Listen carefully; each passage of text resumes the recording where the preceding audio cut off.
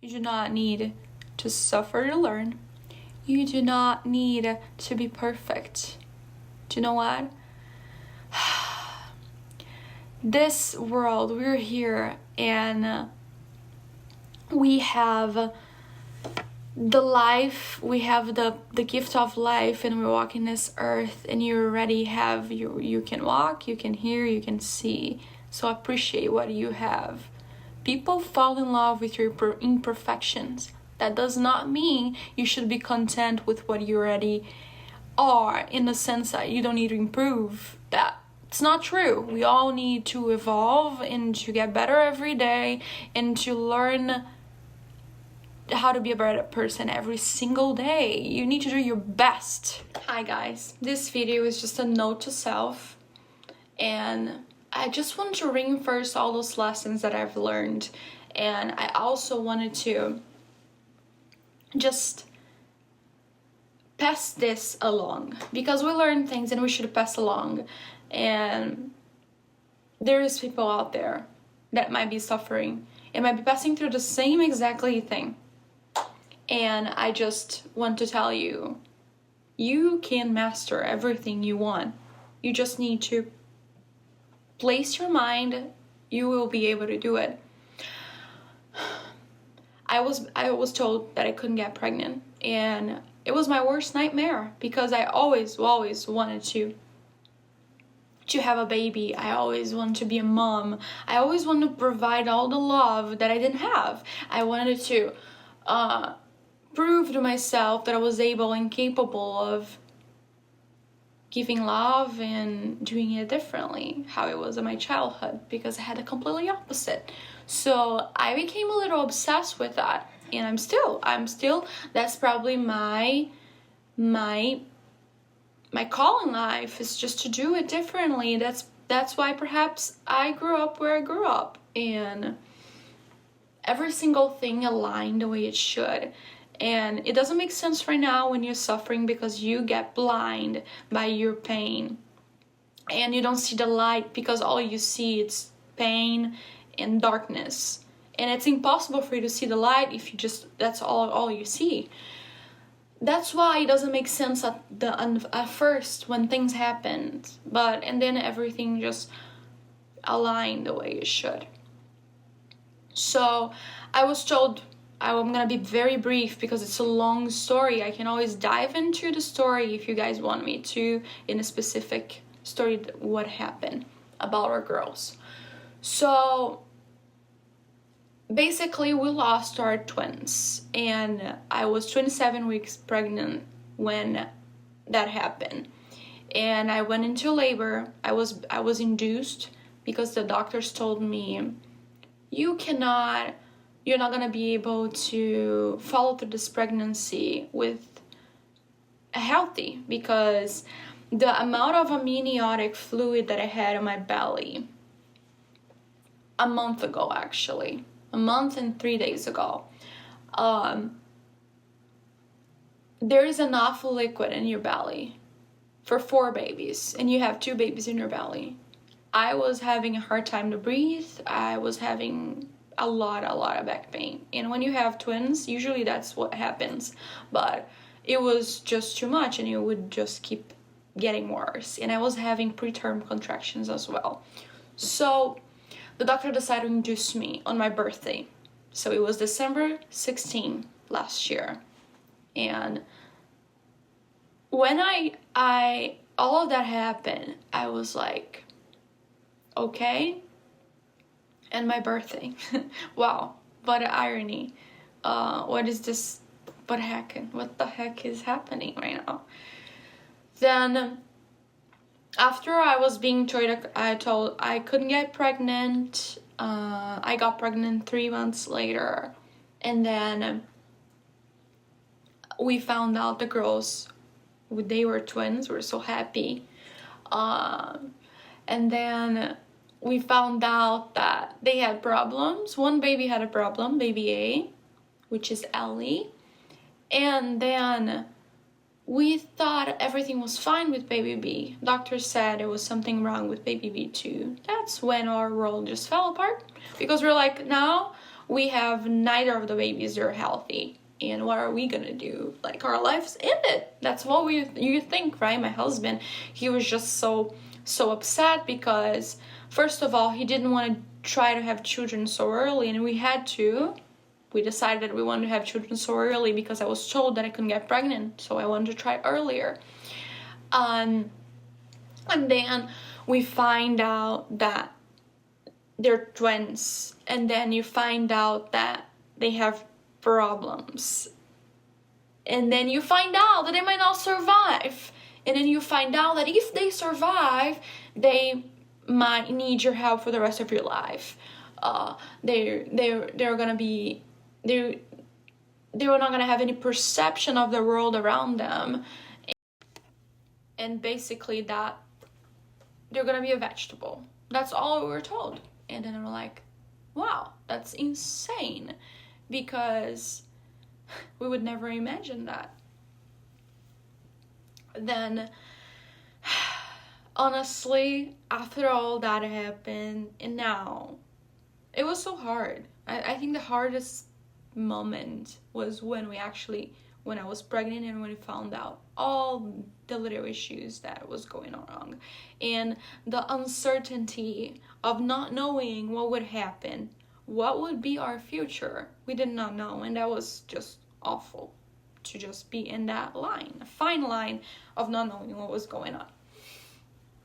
So, couple lessons that I want to reinforce to myself as this video goes on, and I'm gonna release on YouTube, and I want you guys to know that we do not need to suffer to learn. We don't, okay? Because of everything that happened in my past, that reinforced it in my head. Okay, Priscilla, you suffer with this situation, that's why you know this. So in my head, I need to suffer to learn. And that's not true. And soon as I realized that I had that mindset, I just freaked out. I was like, who thinks that? We don't need that. We can learn without suffering. And God do not want you to suffer. God wants you to thrive and to just be happy and loved. And God do not need you to suffer. I try to punish myself so many times, and I still do that through little things. You probably do the same. You punish yourself because you probably think that you don't deserve the nice things, you don't deserve good things, you don't deserve that people can love you. But that's not true. We are in this earth right now. We deserve to be here. We deserve to be loved, and we deserve all the good things that life can offer. And if you think that way, there's something that are not wired right in your head right now. And please go look for a therapist. Try to find your system of beliefs, and because that shapes your entire life. Every single thing that you believe shapes your entire life. We are not victim of anything that happens in your lives. And as soon as you take accountability for every single thing that you do, it's your fault. Now, I'm not saying right now that, it was my fault that I was born in that family and I was abused when I was a child. That wasn't my fault, and that's not yours either. But you were in that situation to learn a specific lesson. It is your fault if you're still holding that in your current life right now. And if you're still thinking that you are bitter, you treat people bad because of what happened in your life, and that's your fault. You're choosing to let that past control your current life, and that's your fault. So take accountability for that. And learning that we're not victims, learning how to let go.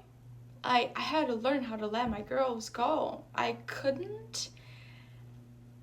not stand in the fact that to be selfish in the point of now, okay, we're gonna do everything it's possible for those girls to be here, even though they couldn't think well, they wouldn't be able to function, anything. The doctors asked me to do an abortion. They said it would be the best option. I said, no, I'm not doing that. I'm gonna follow through this pregnancy. It is painful, it's terrible. You see your body changing, you see your belly growing, and you know every single thing, it's not right. There's something off in there, and it's not easy.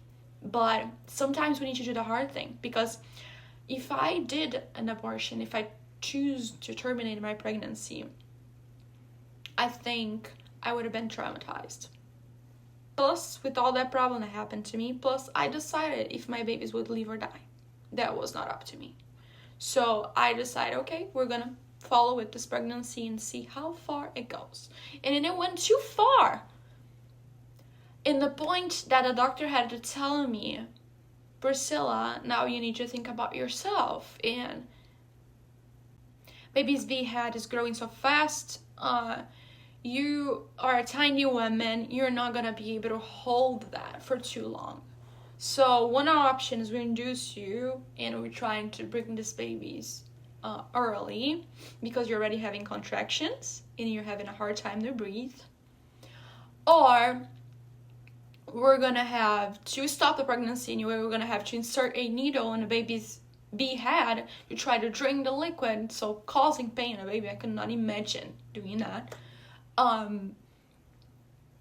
Or we would have to do a C-section. We're gonna have to open a huge scar on you, a big hole in you, so the baby can come out, because it's not gonna happen otherwise. And I don't want to put a scar on you because you want to have children someday, and that will interfere in your ability of holding your pregnancy. So all that throwing at me, I was like, I can't do this. I cannot bring my babies early. They're so comfortable in here.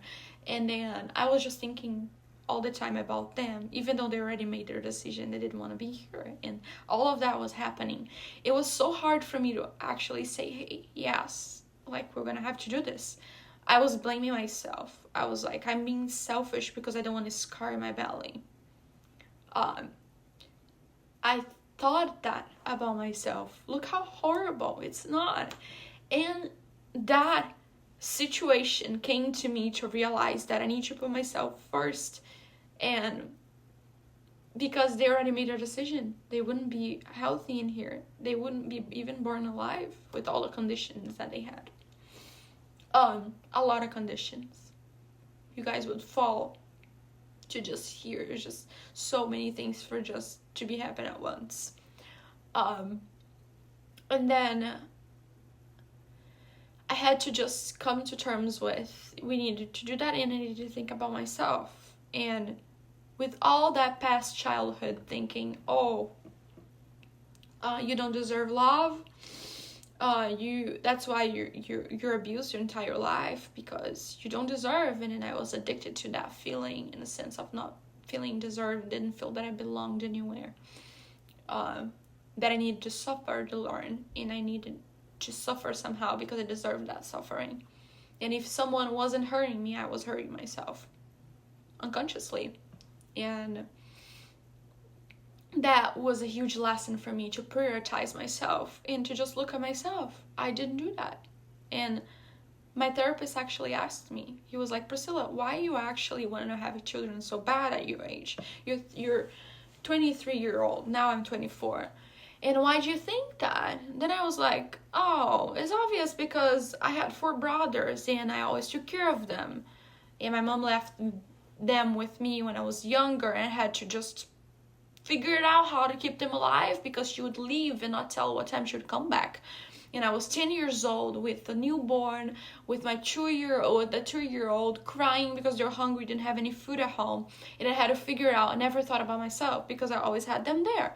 And that was my reality back then, but it's not right now. And I need to choose right now to look at myself too, and say no when I need to, and not put people first, because you cannot love people truly if you don't love yourself.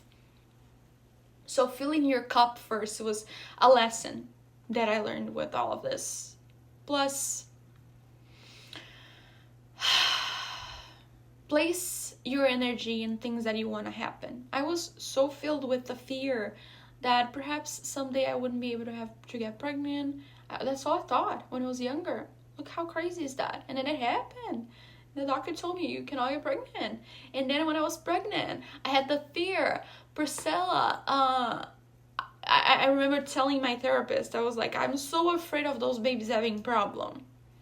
And then, I'm not saying that I materialize that in my life, but I'm saying that be careful what you think, be careful what you wish, because your brain will always look for things to confirm what you believe. And that's science, okay? You do not need to be superstitious or anything like that to believe, and that's true. It's a confirmation bias. Your brain will always show you little signs of things that you believe in your head. And if you believe that you deserve, if you believe that you're loved, that's all you're gonna attract, and that's all you're gonna confirm. Your head will be placing the attention on what you tell your head, your brain, all the time. So after that, I had a huge lesson, is that learn how to be okay of not being perfect. No one is perfect. And because of that childhood that I thought I don't deserve love, I need to be perfect, I need to have the best grade so people can love me, I need to be perfect. That's all I had in my head unconsciously. I was not aware of that. And now I am, because of little things, like trying to control everything around me. And I was just doing everything I could possibly do to have a healthy baby before. And then when, boom, they tell you, your children's gonna have problems. They're gonna have Down syndrome, both of the girls. They're actually identical, and they will have a deformity. And that was a huge lesson. I loved them, even that they were not perfect. And why? I love them so much. Why don't I love myself? I don't accept myself, even that I'm not perfect. And that was another huge lesson. Plus that we take for granted so many things. We think that we are walking in this earth healthy. We can breathe, we can see, we can hear, and this sounds so cringy, but it is so true. Why do we take so for granted? I grew up in a house that didn't have power we have right now. I grew up in a house that we didn't have water because it was so poor. And now I have water. And because I didn't have that in the past, I'm so grateful. I'm so grateful now that I have a bed where I sleep on. And I'm safe. I have a husband that provides for me.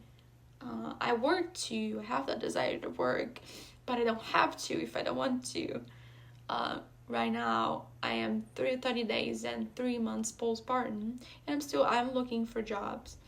But I'm not in a hurry. My husband provides for us, and I'm so grateful for that. I never had that. I always had to fight to just seek for things in life all the time, and like, if I don't do it for myself, no one's gonna do it. And I was always in a fight or flight mode. I don't know if I'm saying that correctly.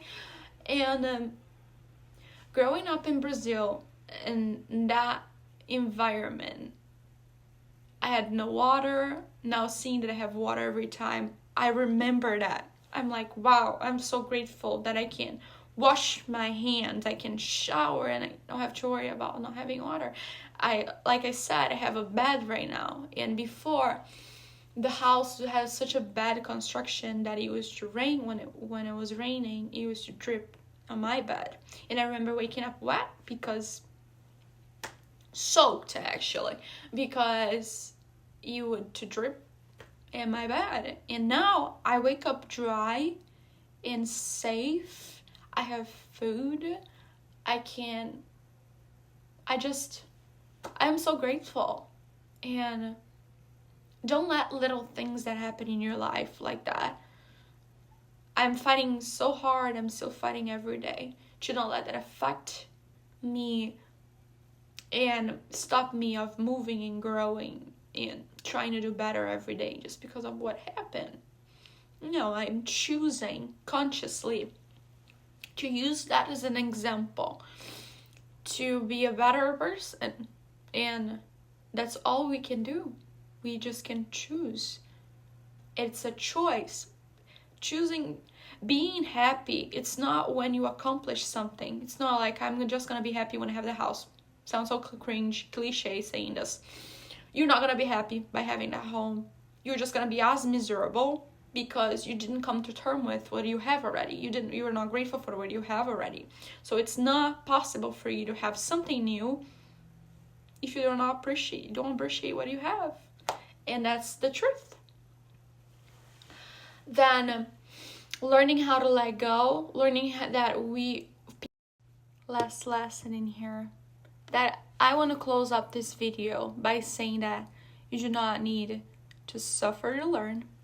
You do not need to be perfect. Do you know what? This world, we're here and we have the life, we have the gift of life, and we're walking this earth, and you already have, you can walk, you can hear, you can see. So appreciate what you have. People fall in love with your imperfections. That does not mean you should be content with what you already are, in the sense that you don't need to improve. That's not true. We all need to evolve and to get better every day and to learn how to be a better person every single day. You need to do your best and seek God.